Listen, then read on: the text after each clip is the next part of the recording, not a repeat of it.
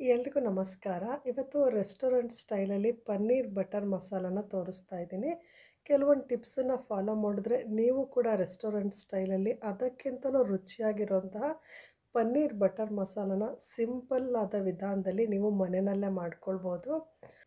ಈ ಗ್ರೇವಿನ ನೀವು ಪೂರಿಗೆ, ರೋಟಿಗೆ, ಚಪಾತಿಗೆ, ನಾನ್ಗೆ, ತಂದೂರಿ ರೊಟ್ಟಿಗೂ ಸಹ ಇದನ್ನು ನಂಚ್ಕೊಂಡು ತಿನ್ಬೋದು. ತುಂಬಾ ಚೆನ್ನಾಗಿ ಬಂದಿದೆ, ನೋಡ್ತಿದ್ದೀರಲ್ವ. ಇದ್ರ ಟೆಕ್ಸ್ಚರ್ ಆಗಿರ್ಬೋದು, ಕಲರ್ ಆಗಿರ್ಬೋದು, ಹದವಾಗಿ ಈ ಗ್ರೇವಿ ರೆಡಿಯಾಗಿದೆ. ಬನ್ನಿ ಹಾಗಾದರೆ ತುಂಬ ಸಿಂಪಲ್ ಆದ ವಿಧಾನದಲ್ಲಿ ಈ ಗ್ರೇವಿನ ಹೇಗೆ ಮಾಡೋದಂತ ನೋಡೋಣ. ಈ ಗ್ರೇವಿ ಮಾಡ್ಕೊಳ್ಳೋದಕ್ಕೆ ಮೊದಲು ಒಂದು ಬಟ್ಲಲ್ಲಿ ಒಂದು 2 ಸ್ಪೂನಷ್ಟು ಅಚ್ಚ ಖಾರದ ಪುಡಿ, ಒಂದು ಅರ್ಧ ಸ್ಪೂನಷ್ಟು ಧನಿಯಾ ಪುಡಿ, ಒಂದು ಅರ್ಧ ಸ್ಪೂನಷ್ಟು ಮೆಣಸು ಜೀರಿಗೆ ಪುಡಿ, ಇನ್ನೊಂದು ಅರ್ಧ ಸ್ಪೂನಷ್ಟು ಅರಿಶಿನ ತೊಗೊಂಡಿದ್ದೀನಿ, ಒಂದು 4 ಕ್ಯೂಬಷ್ಟು ಬೆಣ್ಣೆ ತೊಗೊಂಡಿದ್ದೀನಿ, ಫ್ರೆಶ್ ಆಗಿರೋವಂತಹ ಬೆಣ್ಣೆ ತೊಗೊಂಡಿದ್ದೀನಿ, ಒಂದು 3 ಸ್ಪೂನಷ್ಟು ನಾನಿಲ್ಲಿ ಗಟ್ಟಿ ಮೊಸರು ತೊಗೊಂಡಿದ್ದೀನಿ. ಮೊಸರು ಹುಳಿ ಇರಬಾರ್ದು, ಫ್ರೆಶ್ ಆಗಿರೋ ಮೊಸರಾಗಿರಬೇಕು. ಬೆಣ್ಣೆ ಕರಗೋವರೆಗೂ ಇದನ್ನು ಮಿಕ್ಸ್ ಮಾಡಿಕೊಳ್ಬೇಕು.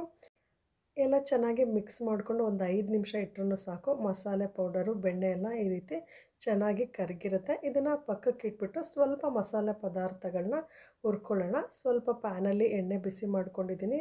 ಒಂದು 4-5 ಪೀಸು ಚಿಕ್ಕ ಪೀಸು ಚಕ್ಕೆ, ಒಂದು 4-5 ಲವಂಗ, ಒಂದು 3 ಬ್ಯಾಡಗಿ ಮೆಣಸಿನ್ಕಾಯಿ, 1 ಸ್ಪೂನಷ್ಟು ಜೀರಿಗೆ ತೊಗೊಂಡಿದ್ದೀನಿ, ಒಂದು 4 ಹಸಿಮೆಣಸಿನ್ಕಾಯಿನ ಉದ್ದವಾಗಿ ಸೀಳ್ಕೊಂಡಿದ್ದೀನಿ, 2 ಈರುಳ್ಳಿ ತೊಗೊಂಡಿದ್ದೀನಿ, 2 ಬೆಳ್ಳುಳ್ಳಿನ ತೊಗೊಂಡಿದ್ದೀನಿ, ಬೆಳ್ಳುಳ್ಳಿನ ಸುಲಿದು ತೊಗೊಂಡಿದ್ದೀನಿ.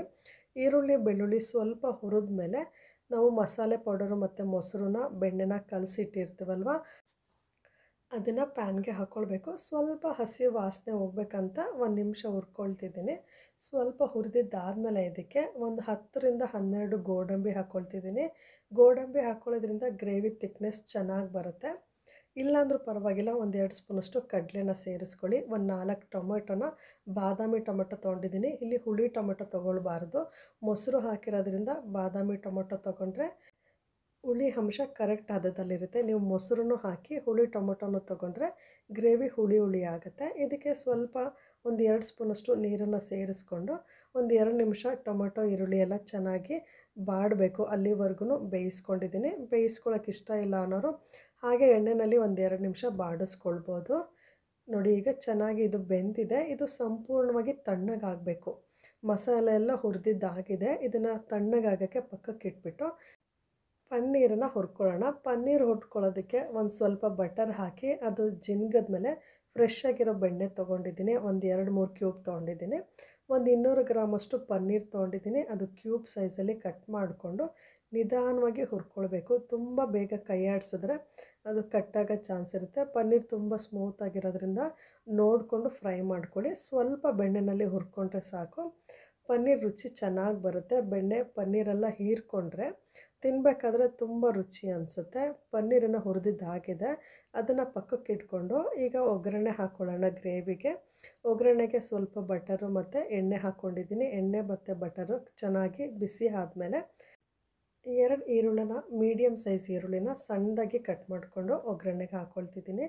2 ಟೊಮೊಟೊನೂ ಅಷ್ಟೇ ಸಣ್ಣದಾಗಿ ಹೆಚ್ಚಿ ಒಗ್ಗರಣೆಗೆ ಹಾಕ್ಕೊಳ್ತಿದ್ದೀನಿ. ಇಲ್ಲಿ ಎಲ್ಲ ಟೈಮಲ್ಲೂ ನಿಮಗೆ ಬಟರ್ನ ಯೂಸ್ ಮಾಡೋಕ್ಕೆ ಇಷ್ಟ ಇಲ್ಲ ಅನ್ನೋರು ಬಟರ್ನ ಕಮ್ಮಿ ಬಳಸ್ಬೋದು. ಇಲ್ಲಾಂದರೆ ಬಟರ್ ಬದಲಿಗೆ ನೀವು ಎಣ್ಣೆಯಲ್ಲಿ ಬೇಕಿದ್ರೆ ಹುರ್ಕೊಳ್ಬೋದು. ಈರುಳ್ಳಿ ಟೊಮೊಟೊ 2 ಚೆನ್ನಾಗಿ ಒಗ್ಗರಣೆಯಲ್ಲಿ ಫ್ರೈ ಆಗಿದೆ. ನಾವು ಈರುಳ್ಳಿ ಟೊಮೊಟೊ ಮತ್ತು ಮಸಾಲೆನ ಫ್ರೈ ಮಾಡಿಕೊಂಡು ತಣ್ಣಗೆ ಮಾಡ್ಕೊಳ್ಳೋಕ್ಕೆ ಇಟ್ಕೊಂಡಿದ್ವಲ್ವ, ಆ ಮಸಾಲೆನೆಲ್ಲ ಮಿಕ್ಸಿನಲ್ಲಿ ನುಣ್ಣಗೆ ರುಬ್ಕೊಂಡಿದ್ದೀನಿ. ರುಬ್ಕೊಂಡು ಈಗ ಒಗ್ಗರಣೆಗೆ ಸೇರಿಸ್ಕೊಳ್ತಿದ್ದೀನಿ. ಇಲ್ಲಿ ನಿಮಗೆ ಗ್ರೇವಿ ಸ್ವಲ್ಪ ತಿಕ್ಕಾಗಿ ಬೇಕಂದರೆ ಕಮ್ಮಿ ನೀರನ್ನು ಹಾಕ್ಕೊಳ್ಳಿ. ಸ್ವಲ್ಪ ತೆಳುವಾಗಬೇಕಂದ್ರೆ ಒಂದು ಅರ್ಧ ಲೋಟ ನೀರನ್ನು ಹಾಕ್ಕೊಳ್ಳಿ. ನಾನು ಇಲ್ಲಿ ಸ್ವಲ್ಪ ಗಟ್ಟಿಯಾಗಿಯೇ ಮಾಡ್ಕೊಂಡಿದ್ದೀನಿ. ಗ್ರೇವಿ ಸ್ವಲ್ಪ ಕುದಿಬೇಕು. ಸ್ವಲ್ಪ ಹಸಿ ವಾಸನೆ ಹೋಗೋವರೆಗೂ ಕುದಿಸ್ಕೊಂಡು ನಂತರನೇ ಲಾಸ್ಟಿಗೆ ನೀವು ಹುರಿದಿರೋಂತಹ ಪನ್ನೀರ್ ಹಾಕಿ ಮತ್ತೊಂದು ಸ್ವಲ್ಪ ಒಂದು 2 ಸೆಕೆಂಡಷ್ಟು ನೋಡಿ ಇಷ್ಟು ಕುದಿಸ್ಕೊಂಡು ತಕ್ಷಣ ಸ್ಟವ್ನ ಆಫ್ ಮಾಡ್ಕೊಂಡ್ಬಿಡಿ.